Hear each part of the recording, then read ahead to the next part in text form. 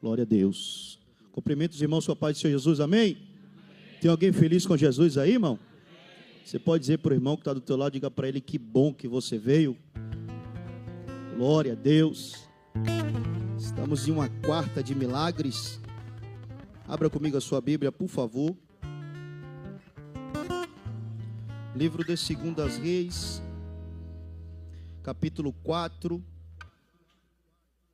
versículo de número 3.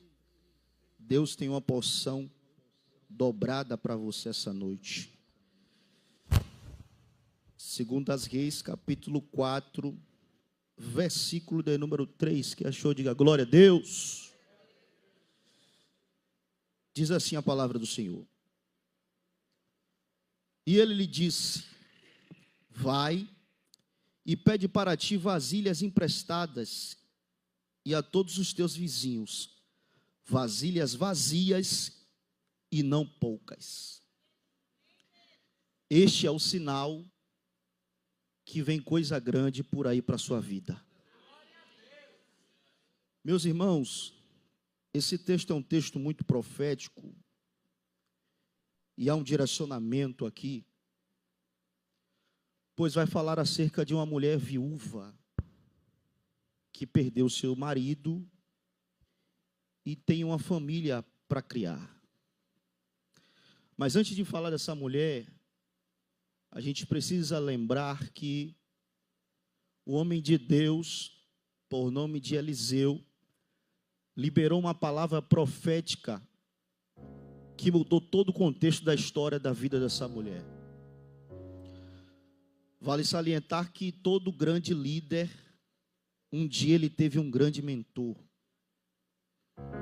Ninguém chegou aonde chegou de qualquer forma.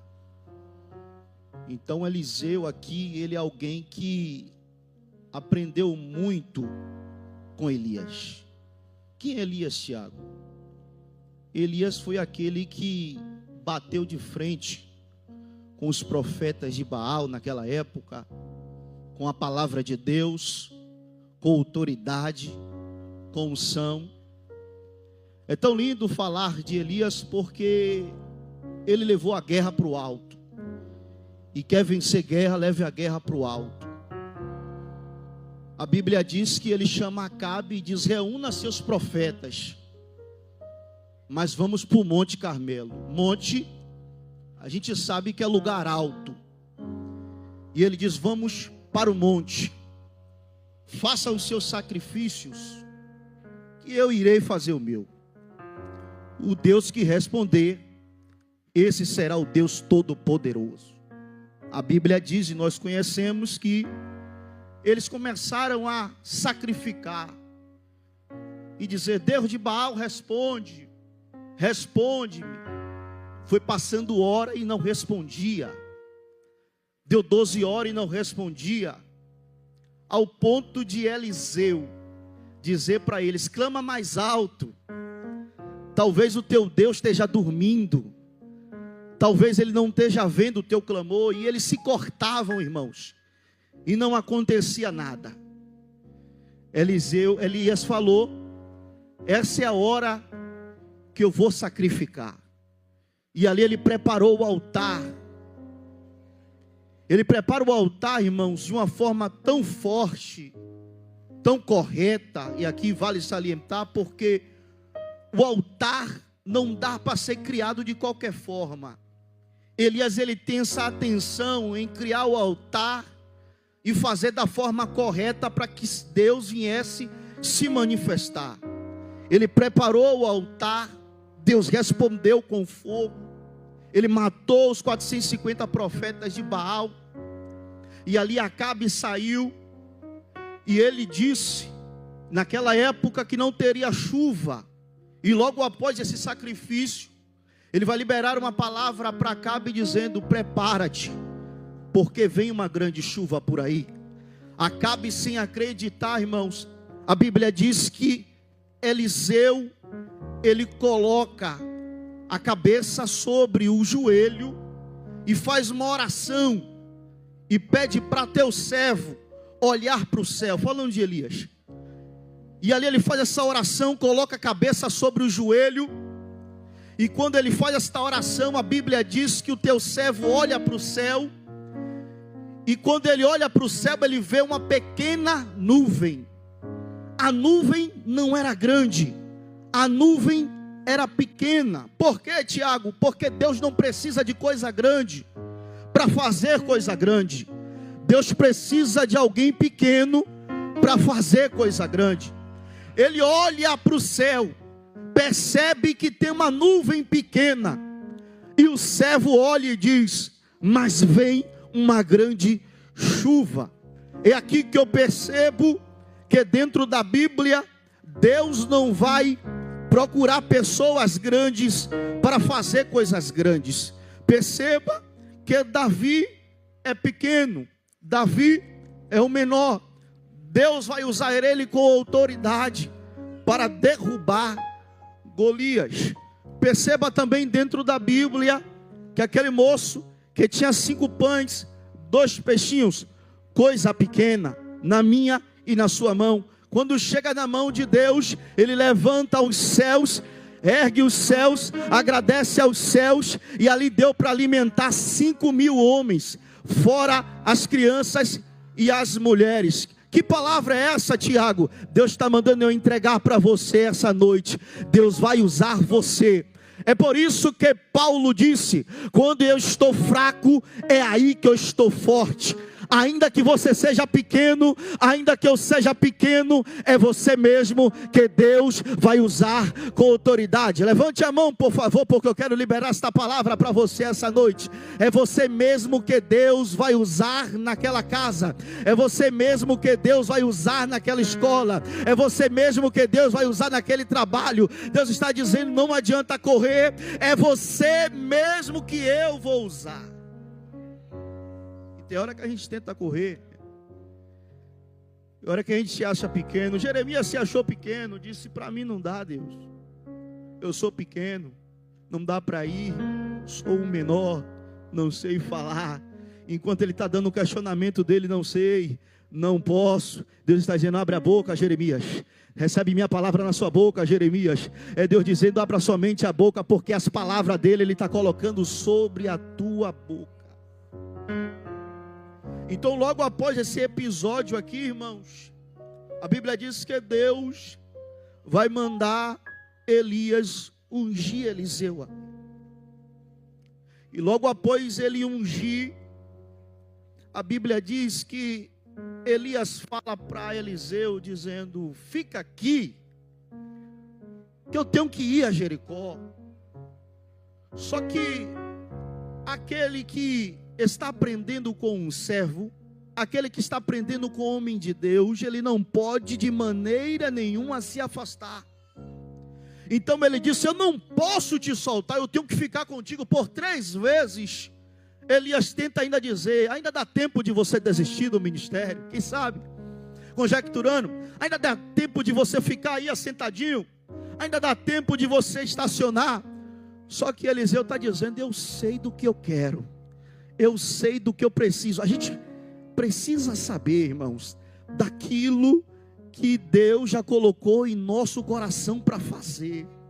Não dá para ter dúvida. Então Eliseu diz: eu sei do que eu quero, eu não te abandono. A Bíblia diz que Elias vem com Eliseu, chega ao Jordão, e antes de bater a capa, ele diz: faz um pedido para mim, pede alguma coisa.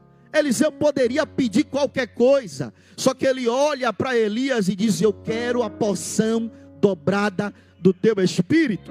Aqui eu entendo que Eliseu está dizendo: se Deus te usa uma vez, eu quero ser usado 2 vezes. Não é para querer ser igual, não é para querer ser o melhor, mas a intenção de Eliseu é: eu quero alcançar mais almas, eu quero alcançar mais almas. Me dá a porção dobrada do teu espírito, eu preciso da porção dobrada do teu espírito. Elias olha para ele e diz: coisa difícil tu pediste, se tu ficaste olhando para cima, você vai receber. E aqui você pega para dar um glória a Deus, porque tudo aquilo que vem do céu, se você não tiver ligado com o céu, você não recebe. Se você não tiver ligado com a glória, você não recebe. Mas se você ficar olhando para cima, é por isso que o salmista Davi, ele disse: olho para os montes, de onde vem o meu socorro? E o meu socorro não vem, o meu socorro vem do Senhor, que fez o céu, que fez a terra. O recurso que você precisa não vem de baixo, o recurso que você precisa vem de cima. Tem coisa que o homem de baixo te ajuda, mas tem coisas que só o Deus de Israel de cima faz na tua vida. Então ele recebe a unção. Eliseu agora está com a unção dobrada. Ele diz: eu quero ver se esse negócio vale a pena mesmo. Pega a capa, bate no Jordão. Deus de Elias, pá! Se abre o Jordão. Eliseu dá continuidade a seu ministério. E a Bíblia diz, irmãos, que havia uma mulher dos filhos dos profetas, essa mulher viúva. Alguns estudiosos dizem, eu não quero afirmar, que esse homem era Obadias. Foi o homem que escondeu 100 homens na caverna naquela época. Mas eu não quero afirmar, porque tudo que não está na Bíblia é extra-bíblico. Mas sendo eles dizendo que é Obadias, a Bíblia diz que esse homem servia muito bem. Na escola dos profetas, era um homem reto, era um homem temente. A Bíblia diz que quando Eliseu vem passando, essa mulher clama: Eliseu, meu marido, teu servo, olha a forma que ela chega diante do homem de Deus: meu marido, teu servo, morreu. E tu sabe que ele era homem de Deus, tu sabe que ele andava reto, mas só que agora veio os credores para levar os meus filhos. Aí Eliseu olha para esta mulher e diz: muito bem, conhecia seu marido, era grande homem de Deus, mas me declara, o que hei de fazer? Eu não posso fazer nada. Me declara o que é que você tem em sua casa. Falando de casa, irmãos, porque aqui fala de uma casa física e de uma casa espiritual. Me declara o que você tem dentro. Porque às vezes estamos procurando fora o que temos dentro. Aí que está o perigo. O que você precisa não está lá fora, está aqui dentro. Me declara o que você tem em sua casa. Aí a resposta dela é: sua serva não tem nada em casa. Até aí o profeta está olhando para ela e diz: rapaz, que negócio é esse? Mas ela diz: se não, uma botija de azeite. E aqui alegra o coração do profeta, porque azeite representa a presença do Espírito Santo de Deus. Se não tem nada, está tudo bem, mas se tem a presença de Deus, tem tudo. Não tendo nada e tendo tudo, ainda que eu perca tudo, só não posso perder a presença de Deus. É por isso que Davi falou: eu perco tudo, Senhor, arranca trono, arranca coroa, mas não arranca de mim a tua presença. O homem sem presença é como um sepulcro caiado, é soprado para um lado, é soprado para o outro. Mas uma mulher com autoridade, uma mulher cheia, uma mulher com unção, aonde ela vai, ela profetiza, aonde ela coloca as mãos, Deus faz acontecer. Aonde esse homem de Deus vai, Deus opera o milagre. Preservamos a presença de Deus. Preserve a presença de Deus. Muitas das vezes estamos preocupados com tantas coisas, mas não se preocupamos em gastar tempo com a presença de Deus. Sua serva não tem nada em casa senão uma botija de azeite. Azeite era algo muito importante naquela época, irmão. Servia para fazer farinha. Naquela época as lâmpadas eram como candeeiro. Precisava-se de azeite. Falando disso, lembramos que o livro de Mateus capítulo 25 vai falar das 10 virgens, 5 loucas e 5 prudentes. Que 5 tinha de reserva o azeite, mas 5 não tinha. 5 era só oba-oba. 5 era só glória a Deus. 5 era só status. Mas no momento oportuno, a lâmpada vai se apagando. Porque uma lâmpada, para permanecer acesa, ela precisa-se do azeite, precisa-se da presença de Deus. Não dá para caminhar sem a presença de Deus. É por isso que naquele dia alguém disse: aí veio o noivo. Aí elas olharam para o lado e para o outro, em cima da hora, e disse: não temos. A lâmpada apagada, falando com quem estava com a lâmpada acesa, disse: me dá um pouquinho do seu. Aqui é como se fosse no arrebatamento alguém querendo segurar a perna do pastor. Alguém querendo segurar na perna da pastora e dizer: me leva com você. Alguém querendo segurar na perna do presbítero e dizer: me leva contigo. Não dá para buscar em cima da hora. É preciso a gente se reservar antes. É preciso a gente buscar de Deus antes. E é por isso, irmãos, que esta mulher, ela vai dizer para Eliseu: tua serva não tem nada em casa, senão uma botija de azeite. Naquela época, quando alguém devia uma dívida, os credores vinham na porta, batiam na porta, cobravam o dinheiro. Se a pessoa não tivesse, ele dizia: estou indo, mas vou voltar. E se não tiver, vou levar tudo que tem dentro da casa. Eles retornavam de novo. Se a pessoa não tivesse dinheiro, irmãos, ele levava tudo que tinha dentro da casa e deixava o aviso: vou voltar. Se não tiver, vou levar os filhos para serem escravos. Imagina, os meninos que foram criados na presença de Deus, os meninos que foram ensinados desde o início dos seus primeiros anos, ser escravo. Imagina a vergonha. Mas é do caráter de Deus sempre chegar no momento certo, sempre chegar na hora certa. Quando a gente pensa que não tem mais jeito, é na hora que Deus chega para fazer o milagre, é na hora que Deus chega para operar. Imagina esse homem que criou o seu filho na presença de Deus, agora tendo que passar por isso. Essa mãe perdeu seus filhos para serem escravos, e ali este homem liberou esta palavra: vou voltar, e se não tiver o dinheiro, vou levar os filhos para ser escravo. Ela esperou o momento do aperto, clamou o profeta. O profeta olhou para ela e disse: me declara o que é que você tem em sua casa. Ela disse: sua serva não tem nada em casa senão uma botija de azeite. Ele disse: olha assim, vai e pede vasilhas emprestadas. Vasilhas, não poucas, mas sim muitas. Vasilhas vazias. É aqui que está o segredo. Porque para alguns milagres a gente precisa ter um bom relacionamento com a nossa vizinhança. Porque além de Deus fazer na sua vida, Deus vai operar no meio da sua vizinhança. Às vezes, se a gente não der crédito à palavra de Deus e não preservar o que está escrito, você pode estar descartando um vaso.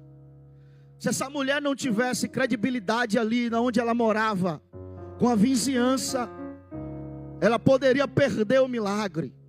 O profeta falou: vai e pede vasilhas emprestadas. Vasilhas não poucas, vasilhas muitas, vazias. Porque aqui eu já percebo que é o sinal, irmãos. E tem hora que Deus dá um sinal na nossa vida e a gente não percebe. Tem hora que Ele já falou que vai fazer, vai fazer, vai fazer, e ainda você está orando dizendo: Deus, cadê?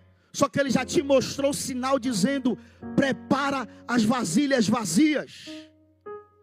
É mais ou menos assim. O milagre nem chegou ainda, mas eu já estou de mão levantada dizendo: eu já sei que já está na minha mão. É, Deus nem abriu a porta ainda, mas você já está com a chave dizendo: eu já sei que o Senhor vai preparar. É já crendo no milagre antes de Deus fazer. Aí vai e pede vasilhas vazias.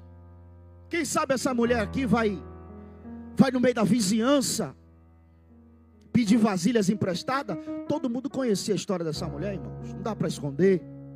Não dá para esconder o contexto. Ela perdeu o seu marido, está passando por um momento difícil. Quem aqui nunca passou por um momento difícil? Olhou por um lado, para o outro, pensou que era o fim. Mas só que Deus proveu naquele dia. Deus fez um milagre naquele dia. Você está aqui agora dando glória a Deus, dando aleluia. Mas você passou por quem passou. Então essa mulher aqui, ela está passando um momento de aperto. Então ela vai pedir vasilhas à sua vizinhança.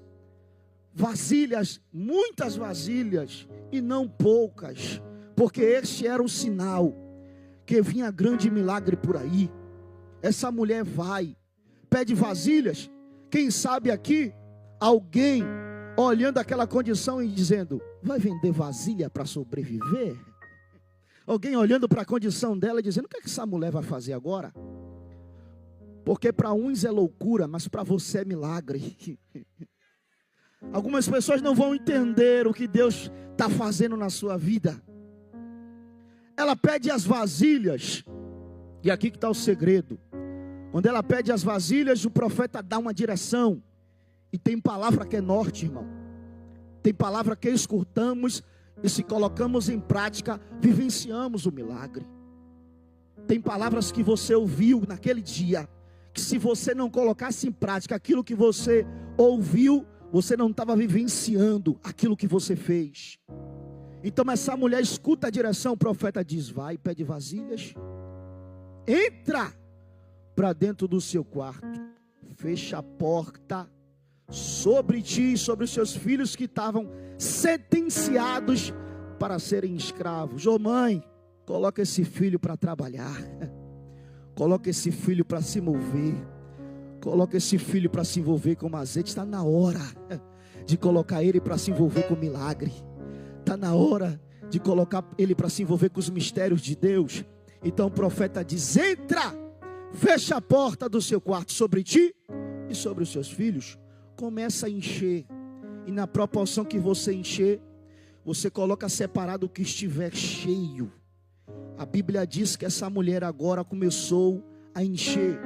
Os meninos que estavam sentenciados agora estão se envolvendo com azeite, estão se envolvendo com o milagre, porque é do caráter de Deus fazer uma transformação. Deus vai fazer ele trabalhar com azeite, Deus vai fazer ele se envolver com os mistérios de Deus. Deus vai fazer, vou melhorar, Deus vai fazer ela se envolver com as coisas da igreja. Deus vai fazer ele se envolver com as coisas da igreja. Deus, ele vai fazer. Só que aqui está o segredo, porque tem milagre que acontece de porta aberta, mas tem milagre que só acontece de porta fechada. Você precisa fechar a porta. É porque você quer o milagre, mas não quer fechar a porta. Você quer a libertação do seu filho, mas você não quer fechar a porta. Você quer que Deus abra a porta, mas você não quer fechar a porta. Você não quer entrar no oculto para falar com Deus, você só pede, mas não fecha a porta. Deus me trouxe aqui para lhe dizer: é tempo de você fechar a porta. É tempo de você entrar no íntimo com Deus. Fechar a porta é você entrar no âmbito da intimidade. É por isso que no livro de Mateus capítulo 6, versículo 6, ele diz: entra no seu quarto, fecha a porta, ora o seu pai em secreto. Ora o seu pai em secreto, porque publicamente ele vai te honrar. Deus está falando com alguém aqui: é tempo de você fechar a porta. É tempo de você se reservar com Deus. Fechar a porta, dobrar o joelho e não ter tempo para sair. Eu passei uma experiência esses dias, irmão, tão linda. Eu estava em casa, e ainda eu tenho até os dias de hoje o pano de saco de oração. Aquele que você bota, vai para o monte, vai para a guerra. Cada um tem o seu momento com Deus. E ali Deus falou comigo: meu filho, eu coloco o pano de saco. Eu estava em casa, aproveitei que a esposa não estava em casa. Tem hora que é assim, irmãos. Tem hora que Deus te pega no oculto. E ali eu aproveitei que ela não estava em casa, estava na casa da mãe. Menino não estava em casa, não tinha zoado em casa. Meti as mãos nas luzes, comecei a desligar as luzes. Peguei um óleo ungido, me consagrei. Coloquei o pano de saco, dobrei o joelho e disse: Deus, eu só saio daqui quando o Senhor descer. Comecei a orar 10 minutos, cadê a presença de Deus, irmãos? 20 minutos, cadê a presença de Deus? Um certo amigo me falou um dia: Tiago, para entrar na presença de Deus não é fácil, não é só você dobrar o joelho e Deus descer, não, é uma guerra. Ele me falou que certo dia ele estava orando, e 40 minutos, pastor, foi só para os problemas sair da mente. Ele dobrou o joelho e orava, e cadê a presença de Deus? Deus não descia, e ele orava, orava, orava. Quando já é no momento de ele subir da oração, foi no momento que Deus desce. Quando você já está pensando em subir, é o momento que Deus resolve descer. É Deus dizendo: fica mais um pouquinho. Naquele dia eu dobrei o joelho, irmão, pensa em uma presença. Eu dobrei o joelho, comecei a orar. Eu falei: Deus, eu só vou sair daqui quando o Senhor descer. E eu não coloquei despertador, eu não coloquei 10 minutos de oração, eu não coloquei 20 minutos de oração. Eu falei: aqui eu não tenho hora para sair, Senhor. Tem hora que a gente tem que entrar para oração assim.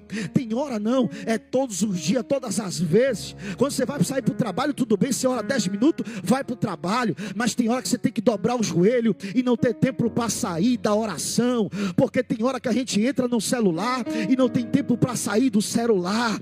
Mas Deus está dizendo nessa noite: todas as vezes que você descer na oração, todas as vezes que você se render na presença de Deus, não tenha tempo para sair dela. Eu dobrei o joelho naquele dia, orei intensamente. De repente eu senti aquela presença suave tomar a sala, irmãos. Eu senti como a mão de Deus tocar no meu ombro e dizer: meu filho, eu estou contigo. Eu chorei que nem uma criança, pastor.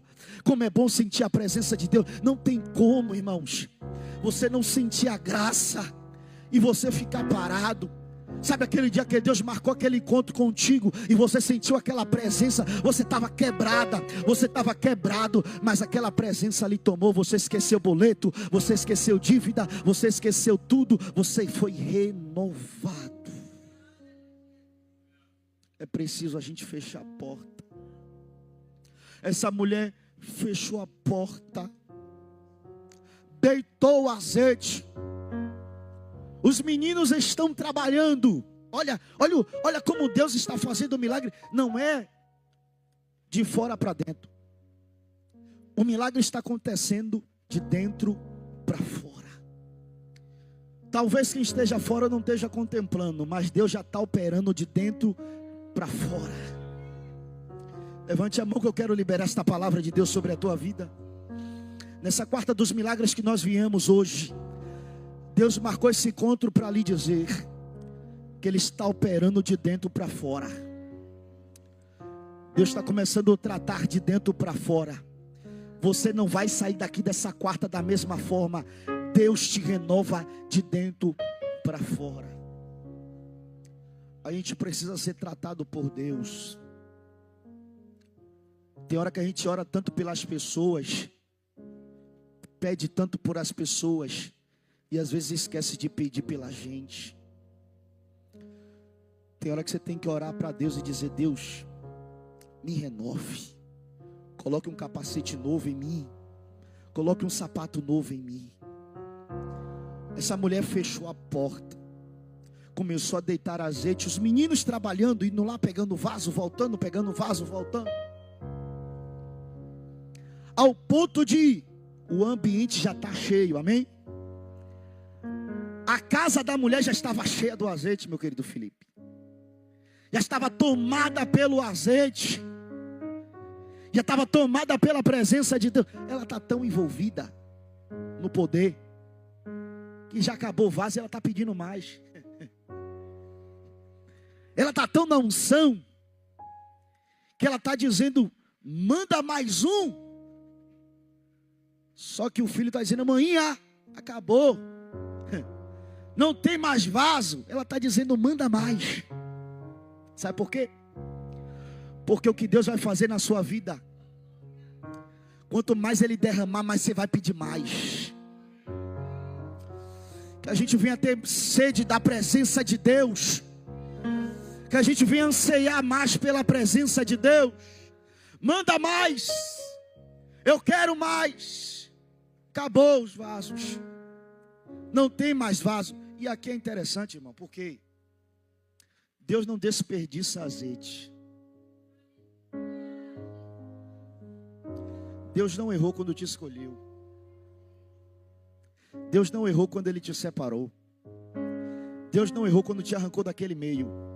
Era você mesmo. A Bíblia diz que enquanto tinha vaso, o azeite descia. Enquanto estiver alguém disponível dizendo: Jesus, me enche. Eu falei no início da mensagem que eram vasilhas vazias. Você veio aqui para Deus lhe encher hoje. E se tiver vaso aqui, vai descer unção. Eu sinto que o ambiente está tomado pela glória de Deus. Levante a mão. Oh, é barace, cominasse, terra. Deus marcou esse encontro contigo para lhe encher. Oh, glória. Você não vai para casa da mesma forma. O Deus de Israel, Ele te enche. Ele enche você essa noite. Fique de pé, por favor.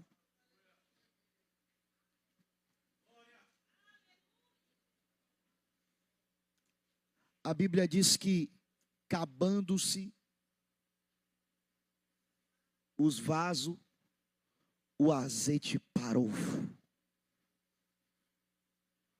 Aí ela, feliz da vida, foi lá o profeta e disse: rapaz, aconteceu um milagre. Sabe por quê, irmão? O casal é um só, não é isso? Mas a experiência com Deus, cada um tem que viver. Ela vivia com a reserva do marido, dizendo: meu marido, teu servo era homem de Deus, andava na presença. Ele disse: tudo bem com esse seu marido, me declara o que você tem dentro. Sabe o que o homem de Deus estava falando para ela? Qual é a tua história? Você precisa ter uma história com Deus. As experiências trazem milagres. Tudo que você passou não foi para a sua morte, foi para você ser testemunho de milagre. Eu quero liberar sobre a tua vida. A tua casa vai ser palco de milagres. Ô glória, alguém falou, eu creio. Quem olhava para a casa daquela mulher, dizia: marido morreu, filho vai ser escravo, acabou, não tem mais jeito. Só que olharam para ela e disse: a casa daquela mulher é diferente. Mas deixa eu te dizer uma coisa antes de encerrar a mensagem. Pegou em vaso emprestado, não foi? Está na hora de devolver. O vaso não é seu. O vaso é emprestado. Sabe o que Deus falou comigo naquele dia? Comigo hoje? Naquele grande dia a gente vai prestar conta. O nosso pastor vai prestar conta, a nossa pastora vai prestar conta, a liderança vai prestar conta, você vai prestar conta das almas. Por quê, Tiago? Porque o vaso não é seu. Você só ganhou para Jesus. Você só liberou uma palavra. Você só deu um norte para Ele. Você só deu um norte para ela. Está na hora de devolver o vaso. Só que o interessante aqui,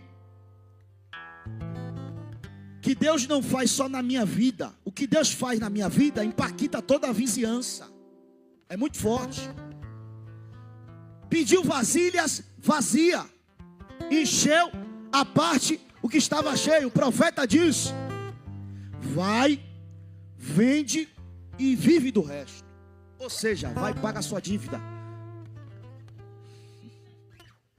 Não fica devendo nada, pelo amor de Deus. Paga a sua dívida. Você vai para casa hoje com o coração já dizendo: Jesus pagou minha dívida. A verdadeira dívida Ele já pagou na cruz. Só que Deus está dizendo, falando sobre outra dívida essa noite. Deus está pagando a sua dívida. Meu Deus. Deus está falando com alguém aqui essa noite. Você entrou aqui preocupado. Eu vou liberar o que Deus está mandando. Você entrou aqui preocupada. Como é que eu vou pagar? Como é que eu vou fazer? Cadê os recursos? Como é que eu vou entrar com ação? Só que Deus está mandando eu liberar para você essa noite. E você pega para dar um glória a Deus. Deus está dizendo para você: minha filha, a sua dívida está paga. Amém? A tua dívida está paga.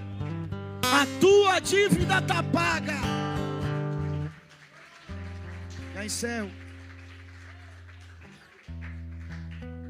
Ela pediu vasilhas vazias, só que chegou a hora de devolver os vasos. Chegou vazio, mas vai voltar cheio. Chegou vazia, mas vai voltar cheia. Você vai voltar cheia para casa hoje. Você vai voltar cheio para casa hoje. A vizinhança esperando, cadê minhas vasilhas? Cadê os vasos? Ela chegando, leva lá, meu filho, os vasos. Ele leva os vasos, conjecturando, irmão. Oxe, eu dei a você vazio, está voltando cheio. Aí essa mulher mandando dar um recado pelos filhos, dizendo: rapaz, o que Deus fez na minha vida foi tão grande, que eu estou compartilhando com vocês também. O que Deus vai fazer na sua vida, não vai só abençoar sua família, vai abençoar tua parentela, vai abençoar tua casa, vai abençoar sua vizinhança. O poder que Deus está derramando essa noite não é só para você, mas é para a sua família, é para a sua casa, é para a sua vizinhança. O Deus de Israel marcou esse encontro com você essa noite. Prepara-te, o culto de ação de graça, porque eu estou derramando a minha unção sobre a tua vida. E você que pega, reage dando glória a Deus. Glória a Deus. Só quem está com a dívida paga, bata mais forte.